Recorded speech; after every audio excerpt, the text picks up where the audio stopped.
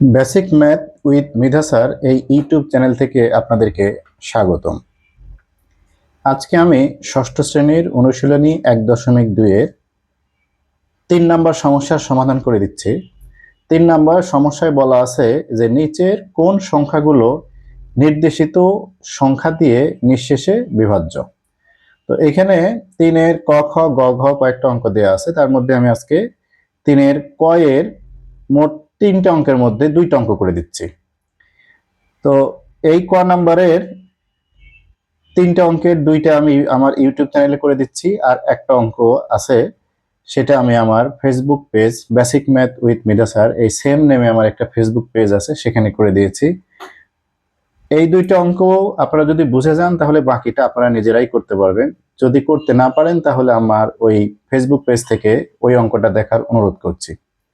তো আমি এখানে দ্বিতীয় আর তৃতীয় অঙ্কটা করে দিচ্ছি। তো দ্বিতীয় অঙ্কে একটা সংখ্যা দেওয়া আছে কি 6774। এই সংখ্যাটা 3 দ্বারা নিঃশেষে বিভাজ্য কিনা আমাদের তা বের করতে হবে।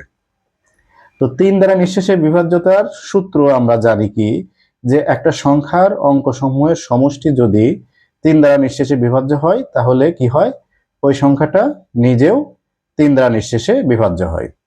তো যখন আমার এই অঙ্কটা 2 নাম্বারের জন্য আসবে, অর্থাৎ অঙ্ক করলে যদি 2 মার্ক পাওয়া যায়, তখন আমাকে ওই বিস্তারিত কথাগুলো একটু লিখে দিতে হবে। কিভাবে লিখতে হবে? ধরুন দেয়া আছে 6774 এই সংখ্যাটা, তখন আমাকে লিখতে হবে যে 6774 সংখ্যাটি 3 দ্বারা নিঃশেষে বিভাজ্য কিনা তা নির্ণয় করার জন্য আমরা 6774 সংখ্যাটির অঙ্কগুলোর যোগফল নির্ণয় করি। তাহলে 6774 সংখ্যাটির অঙ্কগুলোর যোগফল আমরা নির্ণয় করে কত পেলাম? 24। এই 24টা কি আমরা লিখে দেব যে 24 যাহা 3 দ্বারা নিঃশেষে বিভাজ্য। যদি এই সংখ্যার অঙ্কগুলোর যোগফল 3 দ্বারা নিঃশেষে বিভাজ্য হয় তাহলে কি হবে? এই 6774 3 দ্বারা নিঃশেষে বিভাজ্য হবে। এই পর্যন্ত লিখলেই অঙ্কটা হয়ে যাবে।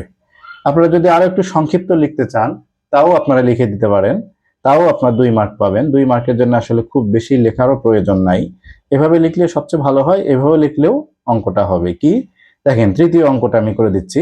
তৃতীয় অঙ্কটা হচ্ছে 8535।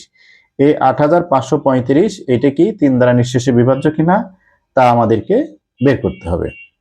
তাহলে আমরা কি করব? 8535 সংখ্যাটির অঙ্কগুলোর যোগফল বের করব। তাহলে এই 8, 5, 3 আর 5 এই আলাদা আলাদা করে অঙ্ক লিখে যোগফল বের করে আমরা পেলাম কত? 21।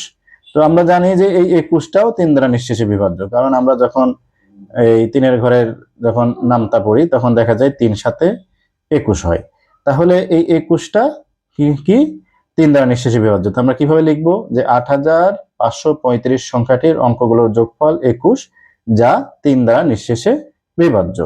অতএব কি হবে? এই 8535 সংখ্যাটিও 3 দ্বারা নিঃশেষে বিভাজ্য হবে। এতটুকু লিখলেও কিন্তু অঙ্ক হয়ে যাবে।